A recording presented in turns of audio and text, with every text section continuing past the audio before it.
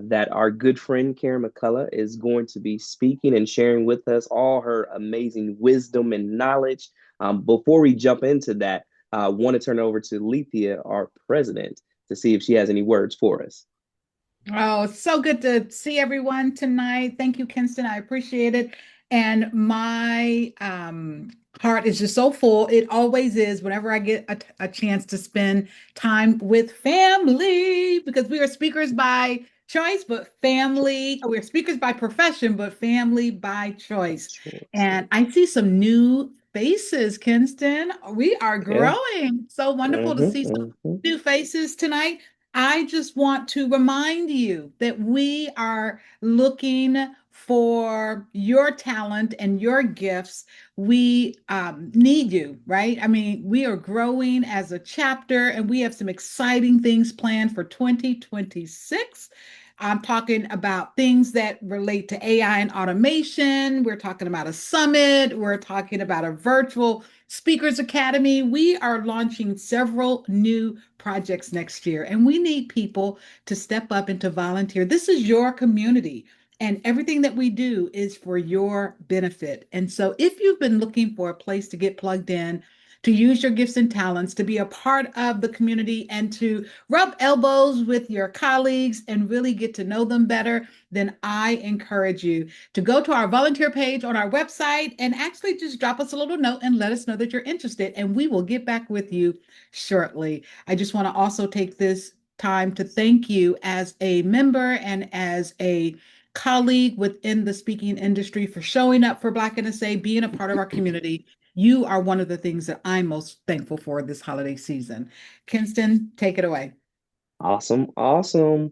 Well, listen, we are on the last education session for the year. And so, of course, we got to end with a bang. We got to end with a bang. And that's why we're bringing our friend, Karen McCullough, to Whoop, our virtual stage. So, listen, get whoop. ready, get ready, get ready. And before we even jump into that, just want to let you know, mark your calendars. We have our last implementation lab that's taking place December 17th. You do not want to miss it. It's from 11 to 3:30. And so this is where we go deeper into all the speakers, the last three speakers for the year to make sure that we implement the information that we receive. Because after all, we always say information without activation is simply a waste of time. And we don't have time to be wasting, right? I just want to make sure. Is that right? Okay, cool, cool, cool. So let's jump in. Let's jump in. And so, elevate your presentations, mastering the art of creating a killer keynote that forges deeper connections with your audience. Speaker Karen McCullough. Karen McCullough is thrilled to present to us in this December education session. Karen went to her first NSA conference in 1999 in Dallas, Texas, and she was hooked. She graduated from Houston Speaker Academy in 2000, got her CSP in 2006, and then ran the chapter's Speaker Academy for the next 3 years. She has presented to over 1,000 top corporations from American Express to Zappos. She did a breakout session at Influence with CSP Remember Zappa. CPAE Linda Larson entitled On the Stage, Master the Spotlight. She loves what she does, and she loves creating high content, high engagement, high humor in the keynotes. She created her first killer keynote workshop in 2015 and has presented it to NSA chapters and her corporate clients. Let's please welcome virtually Karen McCullough. Hi, everybody. So I have my spotlight on all of you. So I'm not gonna have any slides tonight. So if any of you want to, I don't care what you look like, but if you want to show your face, this will be a place for interaction if we have time, because I love this topic. I love helping people write their keynotes. In fact, today I worked with three clients. So when I'm not speaking, I'm helping people create a killer keynote. So today, what I decided to do is to give you the prep work. So I love January. I love December because we're always upgrading our keynotes. So I'm going to give you in this hour that we have the work behind the keynote. And there's a worksheet that you all got. If I was speaking to you live, it would be this big because I like to be dramatic. So everybody gets a real big worksheet. and we work on it. But for you guys, you have a little one. Otherwise, you can just take notes on paper because what I want you to do is I'm going to give you things that when you are thinking about your new keynote, when you're upgrading your keynote, I want you to, before you start doing anything, get out of your head and get it onto paper. So that's really what we're going to do. My goal is when I'm writing a keynote is to connect with the audience. If I can connect with one person in that audience, if they can walk away loving me, guess what they're going to do? They're going to go tell other people about me. My marketing plan is always be great on stage, get a booking from that stage, and really grow my business from those referrals. And the best way to do it is to be able to connect with your audience. So tonight I want you to be thinking about a keynote. So the first thing you're going to do is write the name of the keynote at the top of your paper. Write the name of the keynote you're going to work on. So you're all working on one thing. So this is a working workshop. And then I want you to write like who the audience is. It could be a group of 20 leaders. It could be the entire group of employees from an organization. It could be an association. But who do you love talking to? What sort of an audience?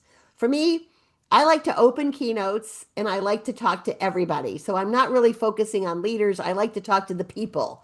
They seem to be my audience, and I seem to adapt and really enjoy them. Who do you love talking to? Okay, so now that we've got that, everybody asks you, what problem are you solving? So in your topic, I guess you should write your topic somewhere, but what is the problem that you're solving? So why are they bringing you in? What's the biggest challenge that they're going through? That's the number one thing to begin to think about. When I first started doing this years ago, people wrote down the objectives. Like at the end of my keynote, people will be more blank. But that's not the reality of it. What's the problem that really is lying under the objectives that you're giving? So for me, I speak on the generations. It's kind of evergreen. I've been speaking on it for almost 20 years now because every few years there's a new generation. But the reality of it is right now, you know what the biggest problem is with the generations? It's connecting. It's not much deeper than that. It's the people understanding, giving people the benefit of the doubt, being open to listening and getting to know people from different generations even more. My mission is to help people connect to people that are in a different generation. It's not a hard mission. So what is your message over what you're doing? Whatever your topic is, at the end of the keynote, what do you want people to do? Simple, keep it simple. At the end of the keynote, what do you want people to do?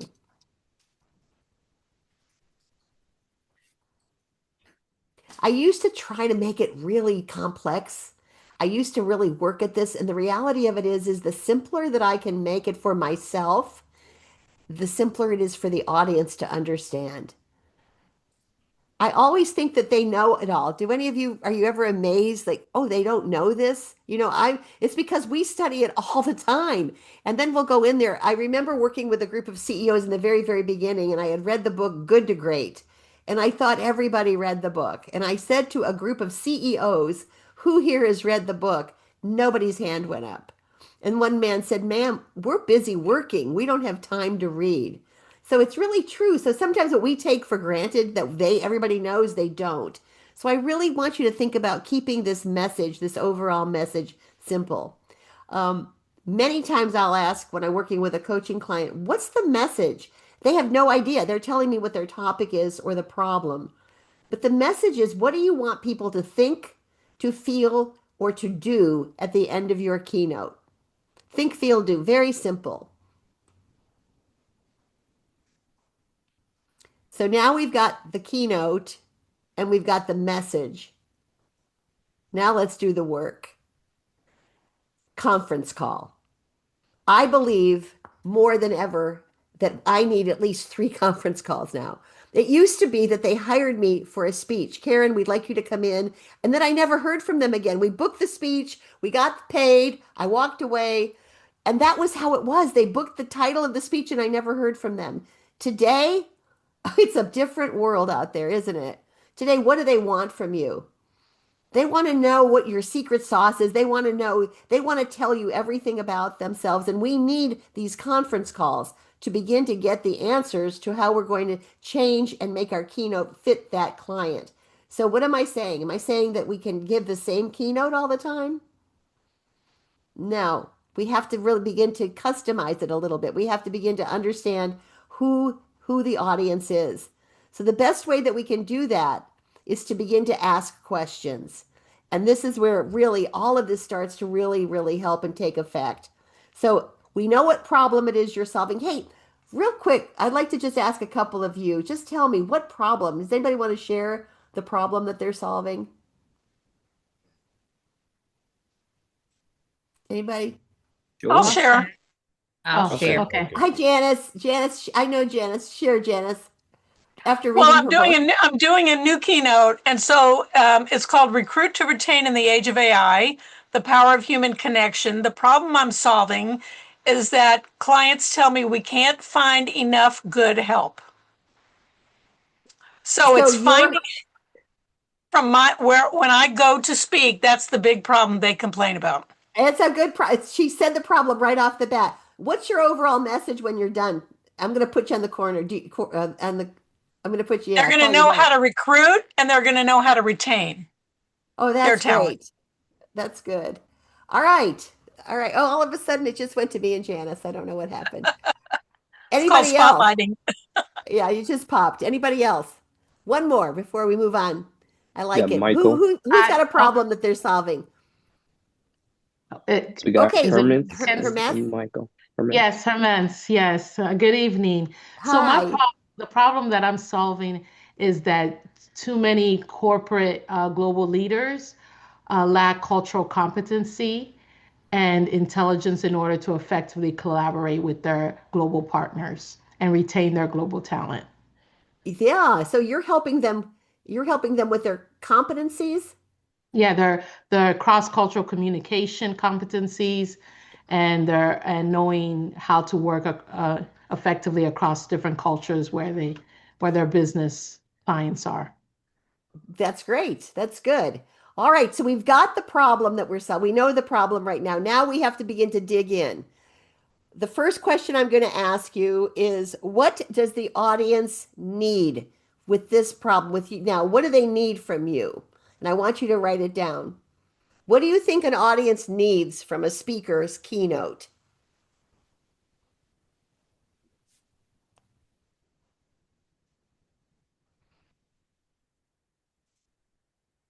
Anybody want to try their hand? You could just Um, anybody, what do you think they need? I think they need solutions, they need guidance, and Yes. they need strategies. Exactly. They need a solution. But they need it to be simple because you're only speaking for an hour. So we have to remember this as we're doing things that it has to be something that's simple, a strategy, a solution, a plan. Many of you are calling it your what's the word that everybody's using right now? Framework. Everybody is talking about their framework. It's just a way of putting your content out there so that they can remember.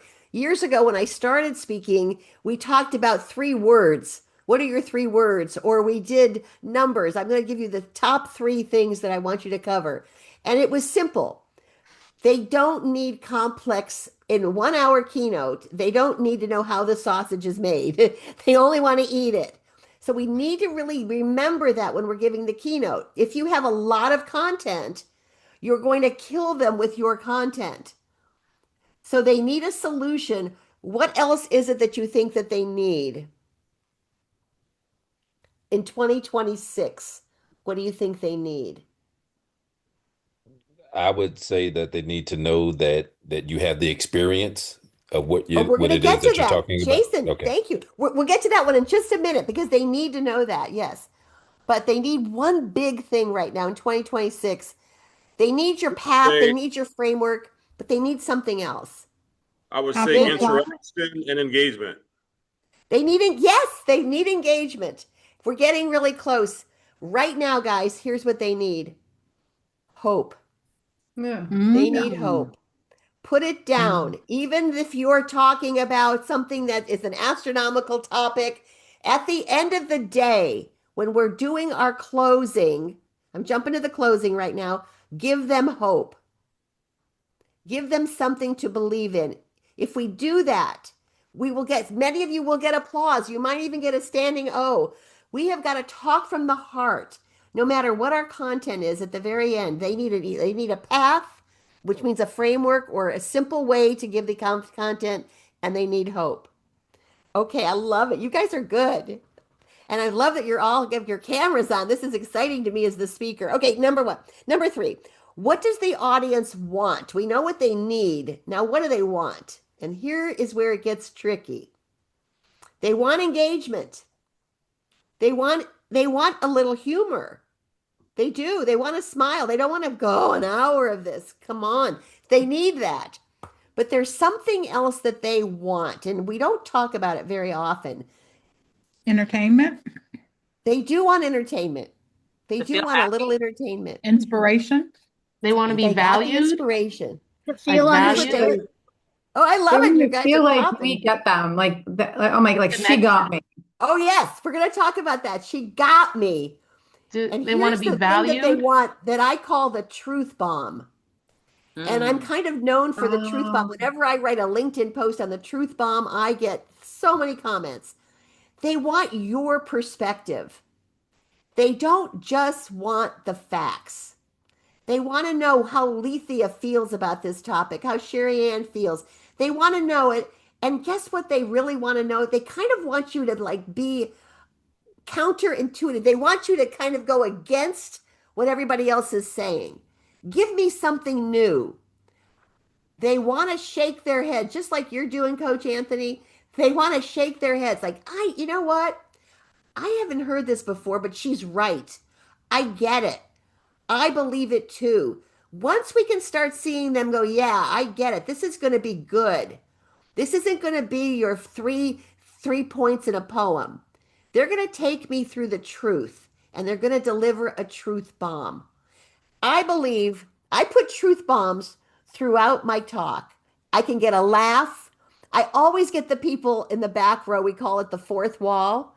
I always get them laughing and giving me a thumbs up. I'm kind of known for it. And guess what? It works. So I get that we want to follow the path. We want to give them what everybody knows, but you've got to begin to take them on another path. They want to be challenged. Does that make sense?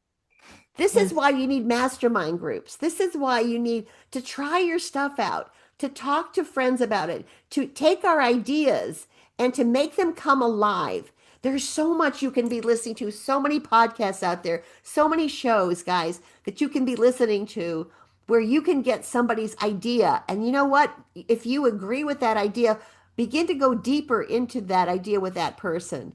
Because I believe that this is what people are looking for right now. Do you know how many keynote speakers are out there? Thousands. Yeah, a lot. And every day, there's anybody that's retiring right now, guess what? They want to be a speaker. I mean, it's out there. So we've got to show that we not only do we know our content, but we actually have a perspective. We have a point of view. So these are the things that as you're working on your content, you begin to start to write. Now, I like to write in LinkedIn. How many of you write posts? If you write posts on your truth bomb, some of the things that you believe, you're going to get a lot more followers. If you write posts on content that everybody else can follow, that's fine. It's like an article. But when you start putting your belief into something, wow, you separate yourself. You have an idea that's a little bit different from the pack. So what does the audience need? They need a clear path and they need hope. And what does the audience want? Yes, they want engagement. They want entertainment. They want humor. But they also want you to be a little controversial, to drop a few truth bombs where they can say, wow, I never thought of it that way before. This is really interesting. Where do we put all of this? When we start thinking about our perspective, where do we put it? When we start thinking about the problem, many times it's in your opener. Many times when we open our keynote, we kind of come out talking about the problem. I believe that when we start to really tell them a little bit about ourselves, show them who you are in the very opener, you're going to get people to want more. So sometimes I drop a truth bomb right in the beginning.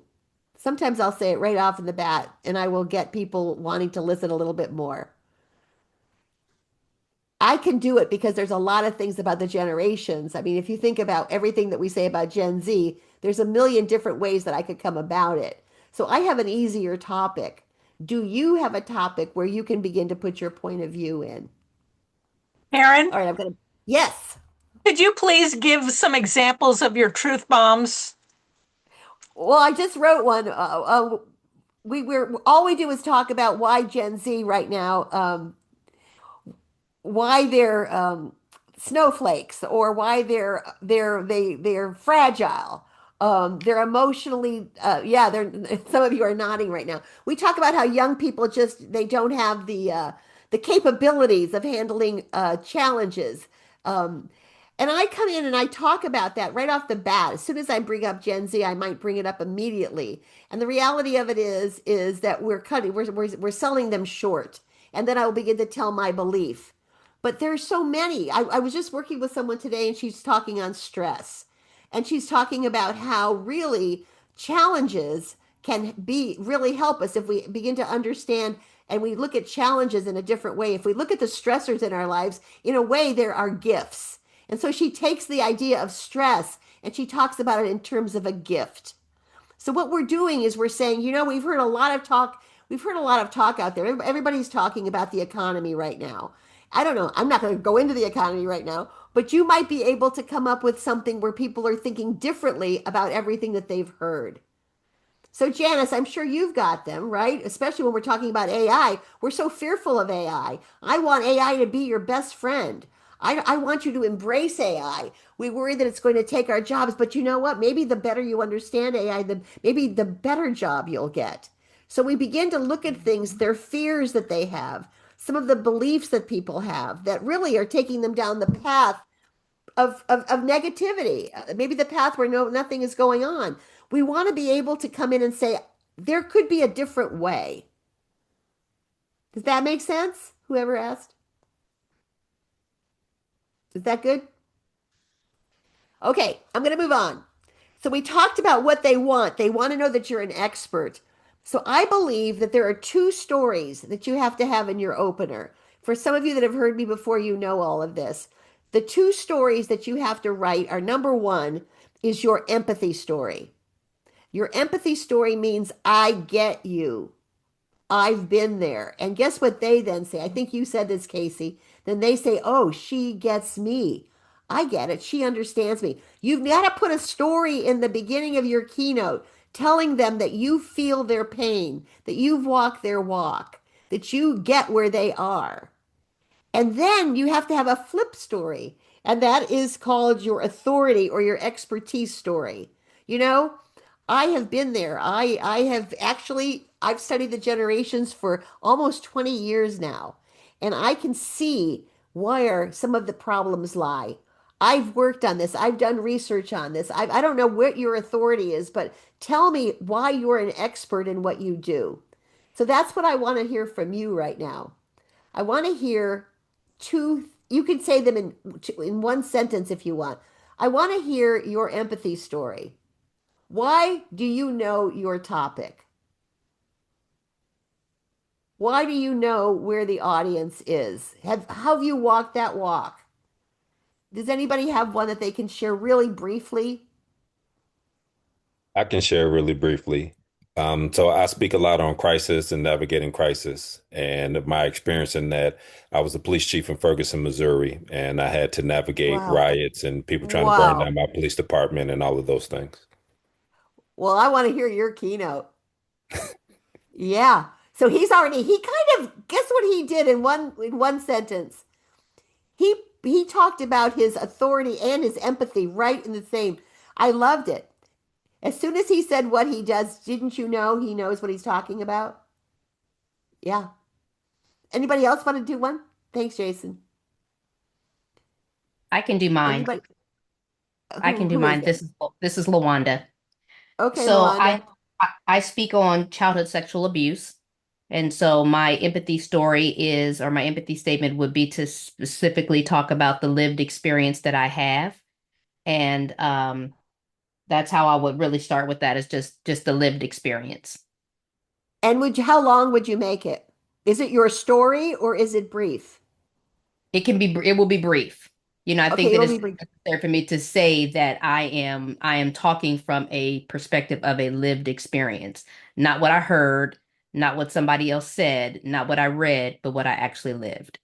I think that would be a great way to say it. Thank you so much. Mhm. So she has really combined the two, the empathy and the authority right there.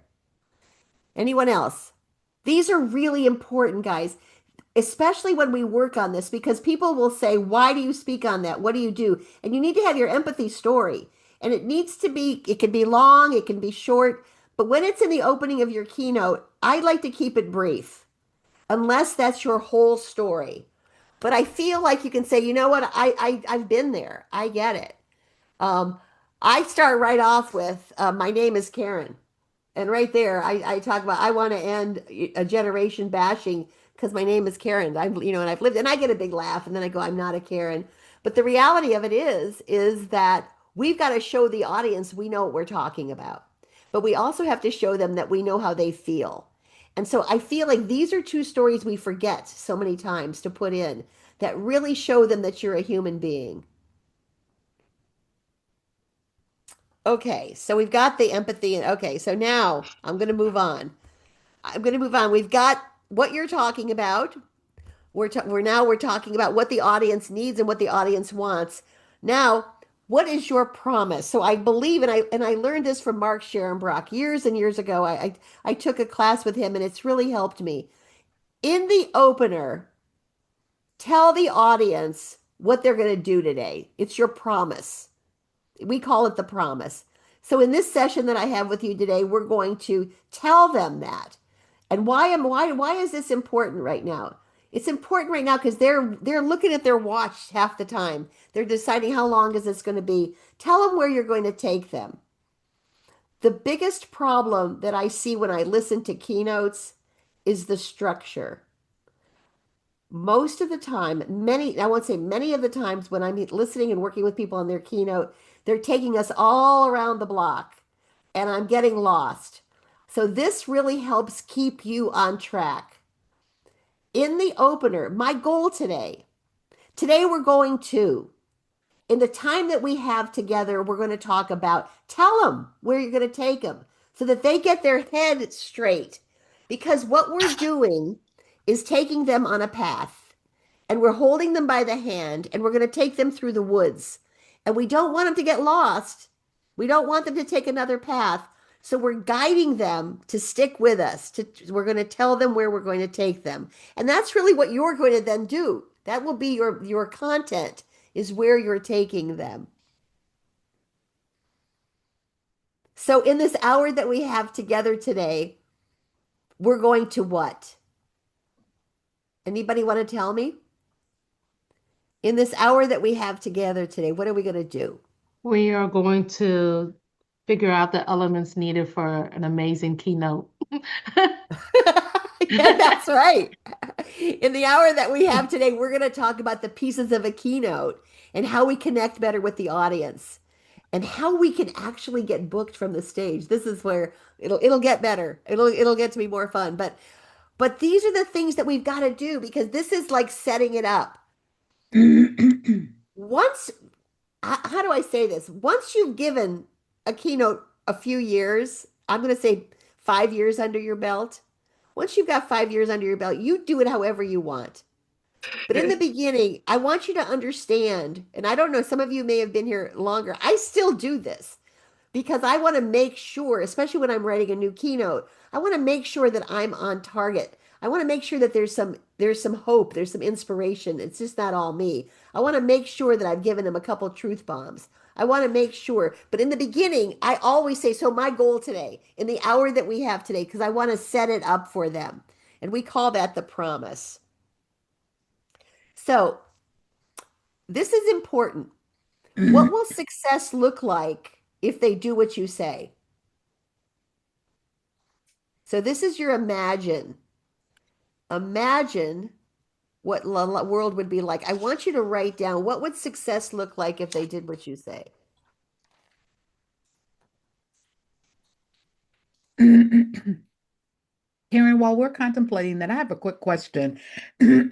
Does it matter if your empathy story, does it have to go before your authority story or No, it okay. doesn't have to. I don't care where it goes. So I'm not a rule follower at all.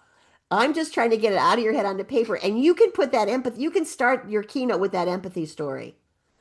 It can be, but it needs to be before you go into the stuff. Do you know what I mean? Before you get into the nitty-gritty teaching, which we haven't even touched on yet. So this is all the setup. This is pretty much what goes on in the opener, besides your cool story, which I'll get to in a little bit. I just believe that when we begin to understand the components of the keynote, okay, I've got this. I've got a couple of these in there. I've showed them that I understand where they are with the empathy, but I've also showed them that why am I speaking on this? Because I'm an authority on it. I know my stuff. It's worth the hour. Question. Yeah. Do you have a take on how much of your credibility, like which parts to put in your introduction versus you saying it versus maybe your speaker intro reel or You could what put it in your type of intro. You could put it in your intro. or is But there a reason so to put certain types in one place versus the other, or you should you say know, certain things? the intros are interesting. They're going to read it. I'm finding that people know me when I walk on the stage. They've already been on all my channels. They know my bio. So my intro, I try to make it about the topic and I make it funny. So my intro is like my warm-up act. Um, but yes, of course you could put it there. But what is it? So let's hear what is your Michael, what do you speak on? I have my keynote is on storytelling in the digital world. So the Oh, premise is based on using social media tactics you use to gain views on social media, but it's giving presentation skills with an outline looking at things you do in social media, such as hooks and things of that nature. so what in one sentence, what would your authority be? In one sentence, I have told stories online that have gotten over 1 million views, one of them in a single day, and performed at comedy clubs. Okay, so all of that should, if you put it in your opener, put it in your yeah, put it Introduction. in the intro, put it in your intro. But what I would do is, you know what? I mean, what's your empathy story? Let's see, the one I'm opening with now is that it starts off saying I didn't want my best friend to get married. I say it wasn't because I had anything against his wife or I thought our relationship would change because I knew he'd want me to be the best man. And I was afraid and I didn't want to give the speech. So it talks Oh yeah. then it goes into uh, you know, I I'd be thinking in my head, how could I forget her name? How did I spill on the DJ booth? And Okay, I love it, Michael. So, Michael, right off the bat, when you open with that, because I'm already smiling. So, when you open with you didn't want to give the speech, then you have to stop. And this oh is yeah, where we get audience interaction. And you have to look at them and say, who's with me on this? Or however you would say it. I would just go, do I hear an amen? Or, you've got to get them to nod right at that point. Then go back into your right. story. Okay, I Yeah. love it. I love Yeah, it. bring in the we I was like we all have been everyone Well, is but concerned about don't being just do the we. embarrassed. Get them. So, guys, this is really important. This is interaction. Ask the question. Yes. So, So I do that. who agrees with me? Who's been there? You want to get Yes, them to nod, right? so I do the me, we, you. So the me, we've all Okay. felt, raise your hand if you've ever been afraid to give a presentation, Yeah. been nervous. Yeah. All right, so we've got that. So you've got that. And so all you have to do is say, I've been working on this for a long time. Just something like that, and you're done. Because you've Right. already given your 1 million views on one story. It's got to be in your opener, in your intro, in the Yeah. intro. Okay. Yes, you've already done it. Many of us haven't. Many of us are going to say, I mean, even though the intro for me might say that. I'm going to get them to the heart by saying, I've worked on this. I was the baby of an Italian family. There's all kinds of things I could say because I want to connect with the audience more. So the reason we're doing this is to connect more with the audience. We're not just giving content, content, content. Does that make sense? It's good. Yes. I would love to hear your speech. Oh, definitely. Yeah, I could. Okay. All right. So what will success look like if they do what you say?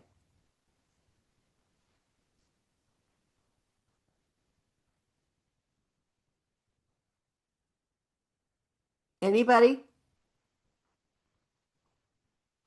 Sure, I'll go. So, Lawanda again. So I wrote Okay. it down after we talked about that. What success would look like is that you will be able to be free to come out of the shadows and reclaim your voice. Or if I'm talking to, and that's if I'm talking to an audience of survivors, or if I'm talking to an audience of supporters, you'll be able to successfully help those who have struggled with childhood sexual abuse come to terms with it. My wish for you, she could put this in the end. In her closing, she could say, My wish for you.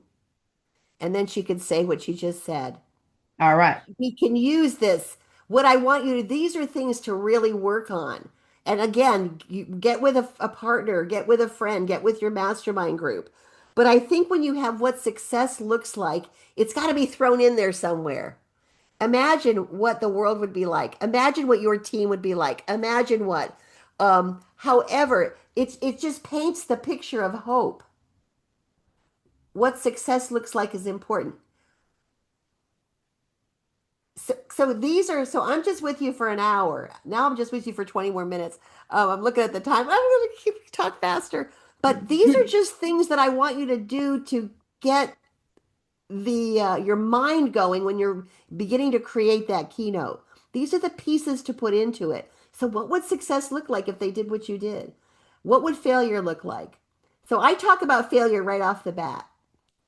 I talk about teams that don't get along. I talk about bad communication. I talk about what it can do to accountability, what it can do to teamwork, what it can do to. So I bring that what will it, failure look like? I put it right in my opener.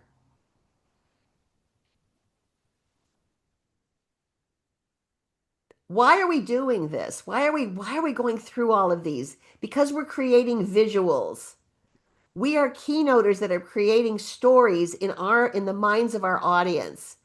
And all of this is going to help you create visuals. So what will failure look like? What will it look like if they don't do what I say? If they don't believe in what we're talking about?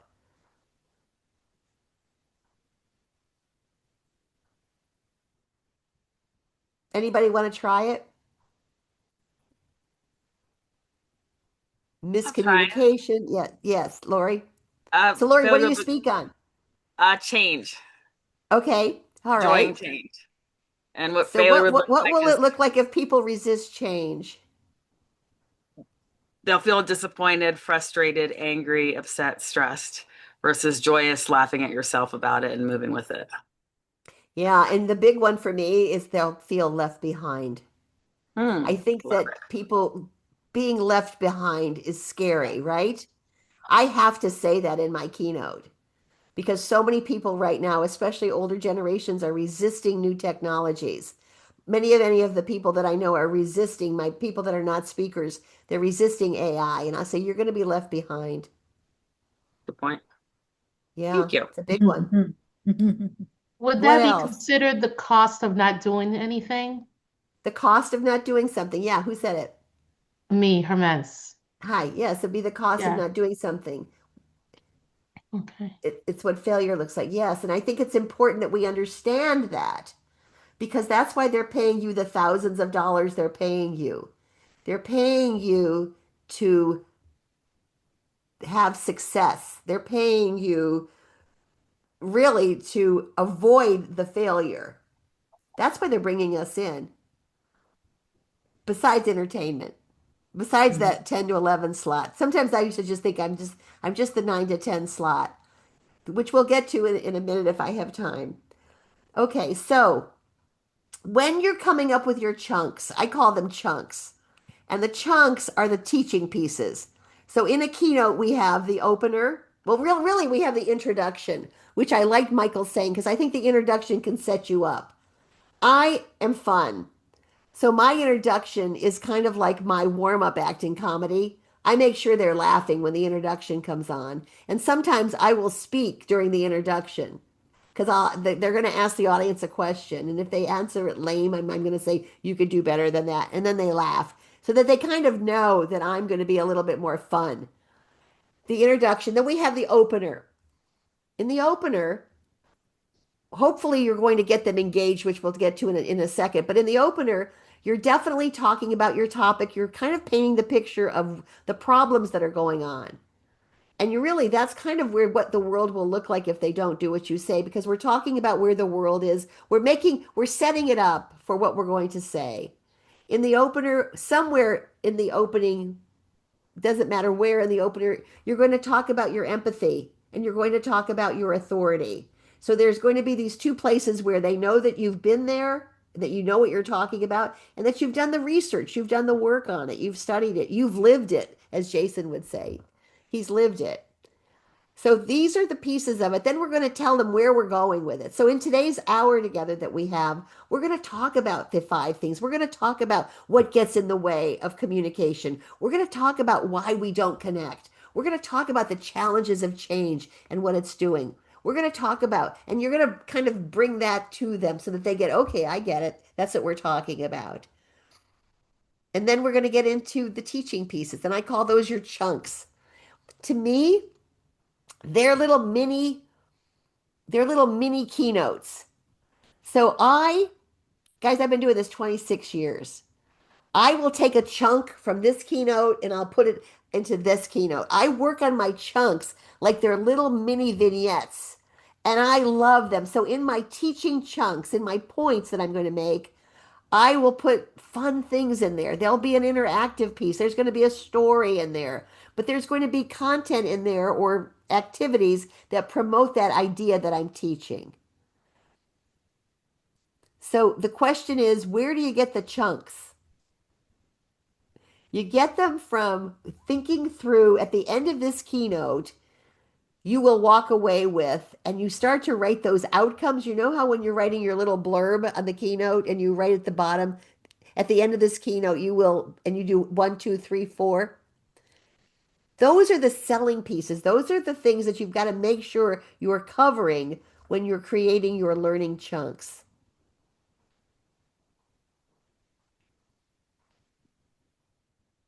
Now talk that back to me. I want to make sure you get, because I see some, okay, I see a few nods. Do you get what I'm talking about? So yes, okay, you understand it. And I think that this is really what helps you decide what you're going to talk about. A lot of people will come to me and they'll say, well, I have 10 things I want to talk about. I have 10 points. I say, that's too many. Can we bring it down to 4, 3 or 4? I don't know. So then we go through. So what in the end do you want them to do? And once I get people to start talking to me about what they want them to do, what will benefit them from the talk, we can get it down to 3 or 4. So my friend Meredith Elliott Powell, in her keynote, she has 9 points, 9 stories. She doesn't give all 9.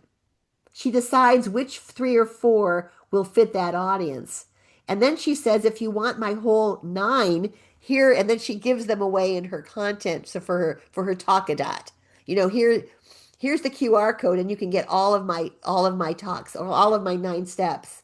But she doesn't give all 9 in the keynote.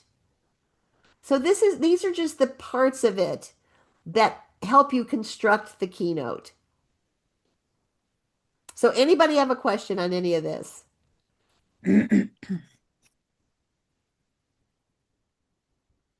I do have a question. So I'm just imagining, this idea of not giving all of it. So would Right. you, in your opener, say that, like, let's say I have a framework that consists of 7 key strategies to effectively lead your global team. Yeah. However, due to time, we're just going to hone in on the top 3. And Here's then, what I would say to make it just, I like that, but I would say this a little bit better. I would say okay, in my work, So now you're giving yourself some authority. In my work, I've developed 7 strategies so that you're sounding like an authority. Mm-hmm. Today, I've thought about your needs. I've thought about the keynote, where it fits in, and I'm going to give you the top 3. Tell them that it's for them rather than I've decided on 3. Say why. I've thought Okay. about you guys, and I think these are the 3 that best fit you. Now they're getting excited. Wow, she's picked the 3 for me. Make it special. Mm. And you can get the rest of them. I will definitely, give me your card or here's a QR code, and you can get my whole framework. So let's start with number 1, and then you move on. I Does that love it. help? Thank you. Okay, yeah. Yes. Yeah. Oh, I've worked on this, and these are the 3 I think you will need. Mhm. Mhm.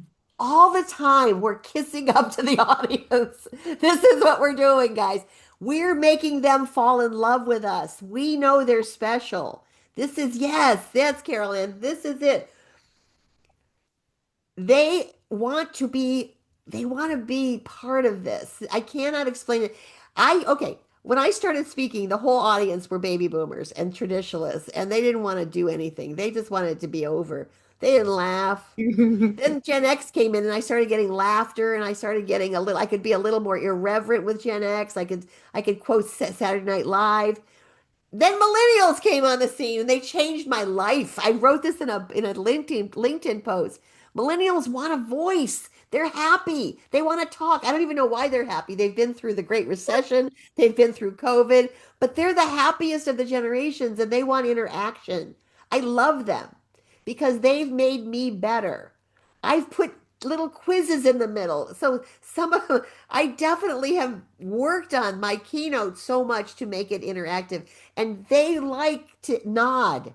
So who feels this way? Anybody besides me? Anybody here? And then they go, and they're like in it when you start to ask the question that way.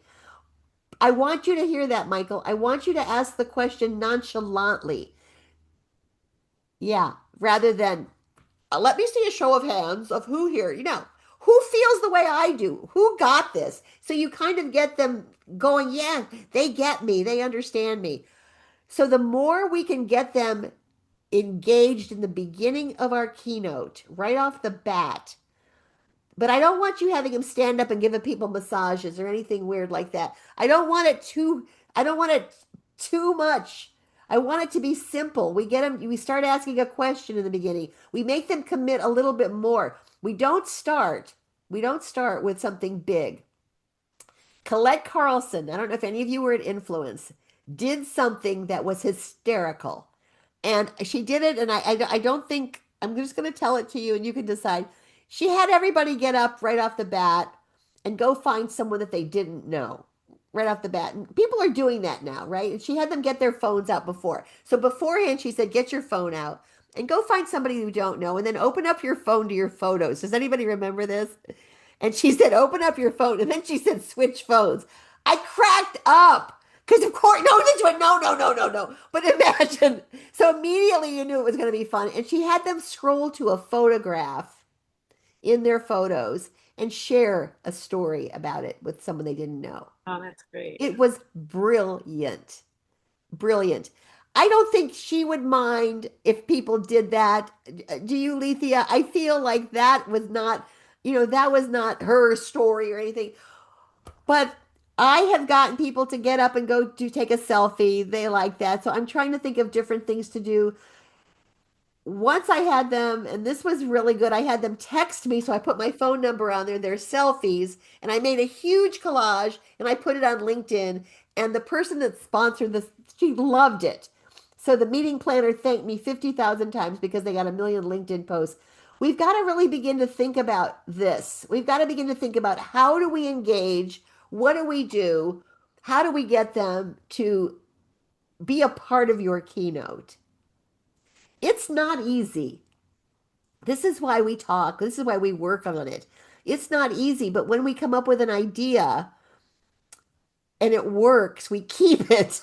We edit it, we use it, we keep it. So I've created games. I've created Name That TV Show, and I've put TV shows from every generation into a game, and I've played the theme song, and then they've had to guess the TV show from the theme song. And if they watched all of the shows, they would learn all about the generations. And it's gotten a lot better because I've put a lot of the shows like Succession, the popular shows that are in right now. But here's the hardest part. Gen Z doesn't listen to the music. And they don't. There's no more theme songs with half the shows that they watch. So I can't do that anymore. But it worked for a couple of years.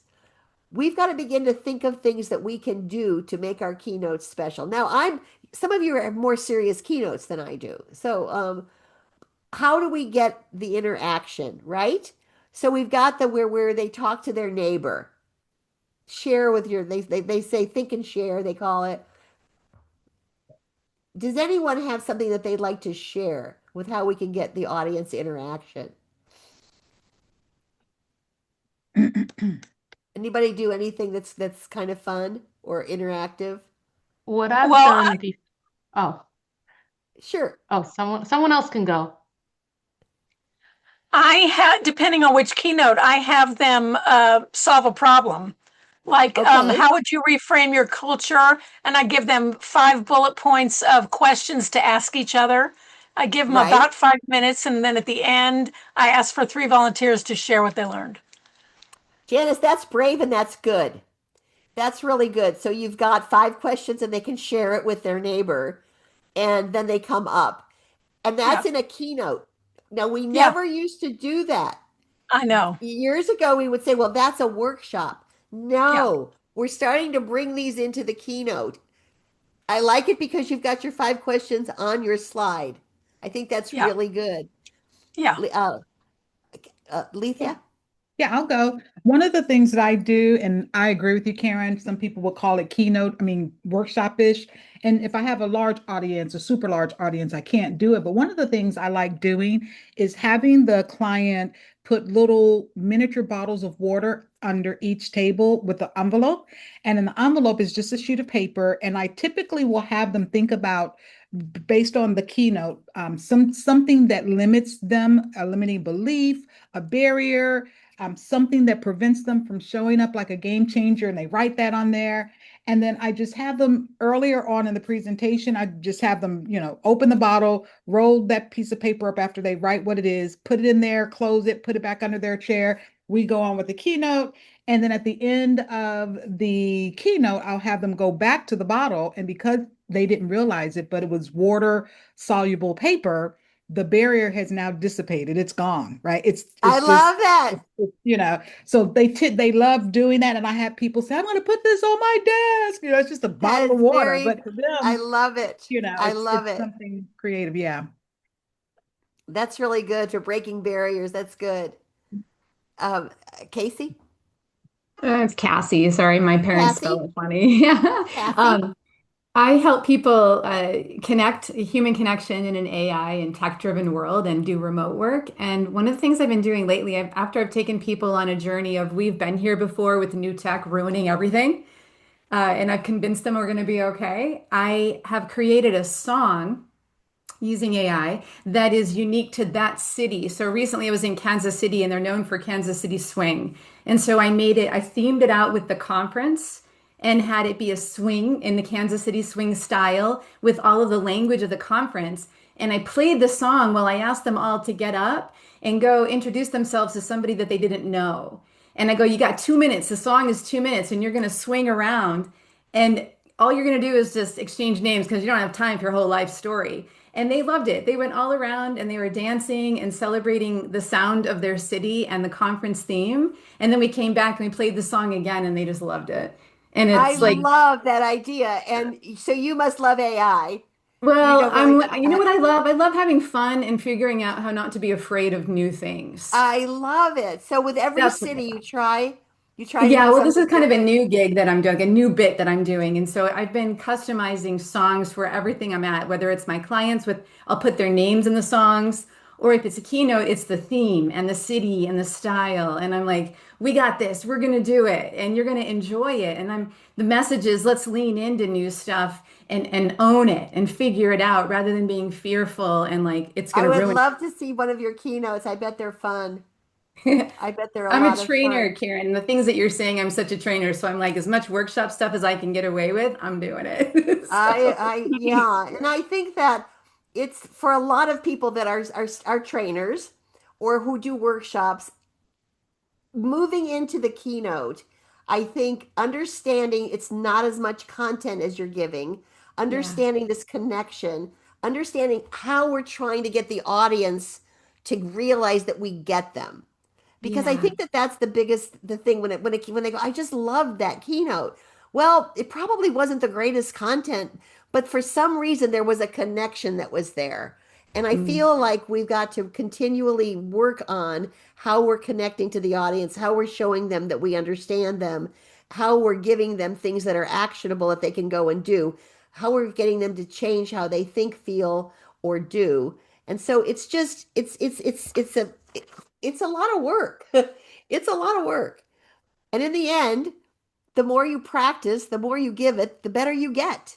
And pretty soon you won't think about the pieces of it. You'll just be delivering something that comes from the heart. Well, guys, my hour is up already. I can't believe it. Um, if any of you, I have a, I do a, I hate to, I'm not a really good salesperson, but we talked about that. I have an offer to give. So I have a Keynote Academy, and it's a year-long membership. I have had people that we're going on our third year, and they're re-upping. It's almost like it's a group of right now there's 40 of us, and I give you a one-on-one time with me every month about it's called office hours, and it's about 15 minutes. And I gave them a half an hour November and December because I didn't have a lot of work, but it's definitely helping people work on their keynote. They come and they ask for questions on marketing and all kinds of things, but the reality of it is I like to help people create an interactive keynote. And we talk a lot about keynoting, and we have a lot of guests. If any of you are interested, my email is in the chat. You can just email me. I'm going to give you guys for a week, I'm going to give you like a $400 kind of NSA gift to you if you're interested. But I don't want to talk about it too much here. But if you want to learn a little bit, or if we can talk about it, if you just give me your email, I will connect with you. Other than Karen, that, Karen, yeah. this is Lethea. Can you just talk a little bit about it? I'm sure that many of our members, it'll save you a lot of time if you give us All just a right. few more details. One of the questions that I have is you mentioned 15 minutes. Is that group or is that one-on-one? But just One on one. take a minute All or right, I'll two go to through give us it. a few more So I details. do. All right. Just talk to me. I'm Talk to me. I'm still speaking. I'm still speaking. So Mhm. I can't give you a set day. So Yeah. every month I send out a calendar. And in the calendar, we do two Zoom calls. One Zoom call is a teaching Zoom call, or like I just had Meredith, I've had Crystal speak to the group. I've had Pat Dwyer speak on comedy. So sometimes my friends come in, but the reality of it is they really also want how to work on the keynote. So I will do a teaching session, and then one call is a mastermind. They do not miss the mastermind. People have gotten ideas. It's a really great group of speakers, and in the beginning, you're kind of quiet, you're just kind of listening. And by the third month, you're really asking a lot of questions or participating. So it's a 12-month period. Also, besides the two Zoom calls, I do 3 weeks of office hours. So I put the days I can do office hours up. You'll get it every month. And people can register for 15 minutes. A lot of people don't use it. People join and they don't use it. So I've started this month, for the last 2 months, I've given people a half an hour. And we've really gotten a lot done. And that's why tonight I did three before you. So my pump has been primed. I've been talking all day.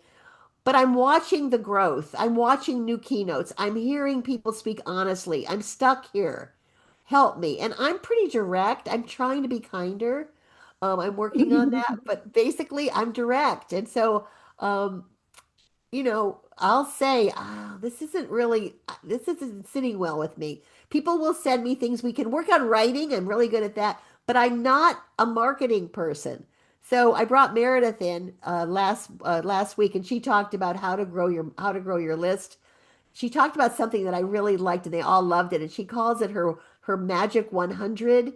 at the every December, she writes a list of the 100 people she wants to go after. She gets a lot of their names from her uh, competitors. She goes to their websites and sees who they've presented to, and she'll make a list of conferences that she wants to go to. And she uses that list as a framework for where she wants to go in the following year. I loved that idea. I loved it because when I was really busy, guys, I'm trying to quit, but when I was really busy speaking, that was what I did. I looked at where my friend Linda Larson spoke, or I looked at where Colleen spoke, and I would find those, and I would then find out who put those conferences on, and it worked. Many times it worked. So people really, Crystal was fabulous when she shared. So anyway, I'm rambling right now. So that's pretty much what I do. So you get 2 Zoom calls and you get office hours.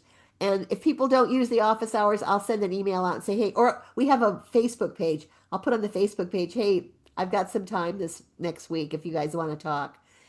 Do you You get can the get a past lot done recording? in 15 minutes. Do you get the past recordings from like Crystal Oh, we and have a vault, all the okay. recordings. So if you join Mm. now, if I don't mean you have to, but if you joined Right. today, you would get all the recordings from when I started. I'm better now than when I started because I wasn't quite sure what I was going to do. But like I said, I've really gotten to know these people and they re-up every year. You get to re-up at the fee. It's gone up since they started, but you get to re-up at the fee that you sign up for. So But how do we anyway, get the discount? How do we get the discount? I'm on the site, ready to sign up. How do I get the well, I discount? have to send you the code. I have to send it, Okay. and I'll All right. Well, I'll I do it will in an email email. you. How about I'll You email you? Okay. you'll email me, and I'll send you the code. And you Thank have to you. sign up on a website. The code doesn't work on a phone. Okay. So anyway, that's it in a nutshell. It's called the Speaker Keynote Academy. And anyway, guys, I I love hope your that you got a lot website. out of this. You had a few questions. Do you have, Karen, I'm enough time? fine. And I don't know, Sure. Sherry Ann, how are we doing on time, beloved? Do we have time for, I think there were a couple of Yeah, it questions. looks like Hermanza has a question. Do you want to go ahead? Uh, no, I don't have a question anymore. It was really an example of Okay. what I sometimes do. I love the truth bombs in the beginning. Truth And bombs. so, yeah, I love that. Or just to get people to pause and be like, oh, this is going to be something different. This is Like gonna be good. yeah, We I'm going work to a lot on experience truth something bombs different. at the Y- academy. They love the truth bombs too. Yeah. Yeah. Yeah. Or just to challenge people's way of thinking. I Yes. think sometimes we don't get enough of that, challenging people's perspectives. But yeah, so I like doing that from the beginning because one, it lets them know that I'm different, but then it also lets them know that I'm requiring more from them as an audience than just sitting and listening. Right. Excellent. Thank you for sharing that, Hermance. We are going to have our deep dive, which will start at 7:10. Are there any more questions though? Go ahead, Michael. Michael? Yes, I had a question. Thank you for this content. It's very appropriately timed. The question We're all is, working. one of the important pieces you talked about is for connection is to get the audience to understand that we get them. Can you maybe talk about a couple of techniques to do that? Well, I think sharing your struggles, I think is the best way. So for you, Michael, what were your struggles when you were, when you were trying to get your stories online? Or I feel like that's really where we're coming from. Okay. Okay. Sure. I don't, I think that I can't, it could be the position in your family. If I was doing the generations, there's different ways of letting them know. It has to be, how are you connecting to that content? Why are you studying that content? Why are you delivering this? So you've had to have tried it. You've had to encounter that challenge. So I think it's about what we're encountering. Okay. So it's from your personal story that you would It's show to get yeah, to. yeah. Okay. Or a failure. Right. Okay. Thank you. I think I'm next, Karen, real quick. So one of the things that I'd love to know from your perspective and with your expertise, I love the structure and what you shared with us tonight. Would you do anything different if you were booked to do a speak to sell keynote versus a paid keynote? Yes. Okay. When you say a free, are you talking about a free keynote? Well, a keynote where you can make an offer from the stage and Oh, you're I've never basically done getting it. paid that way. I've never done Haven't it. done that? Okay. I've All never righty. I've never made an offer from the stage. That's probably one of my flaws. No But worries. when I came into this, Lethea, I had left a business. And I had worked 24/7 I had four retail stores and I owned them here in Houston. And I was exhausted. And I went to an NSA meeting and I saw them graduate and I saw beginner speakers and I said, I can do that. I don't ever have to pay rent or buy inventory again. And I just became a speaker and I just wanted a keynote. I didn't want any consulting. I didn't want any coaching. I just wanted a keynote and it worked. So I never sold anything. I mean, people said, "Oh, you're losing all this money." I didn't care. I really did it because I was looking for relief, if that makes any sense. Yeah. Well, I would just say being someone who sells from the stage Yeah. and who does pay keynotes, your formula based on my experience works both for both, right? So Oh, I just good. want to share that. So yeah. Well, you Okay. can I didn't know tell if I'm you had that any good because extra. I couldn't even sell my own academy. I'm trying to help you. I was trying to help you. I know. But thank you so Okay, much. This guys. was Well, amazing. I'm gonna go let my dog in and have dinner. Thank you Thank so you. much, Karen. Give a shout out, some hearts, some celebrations for Woo! Karen. We're a great Please audience. We were a great audience. scan the Thank scan the Thank you. you. QR code to give some Thank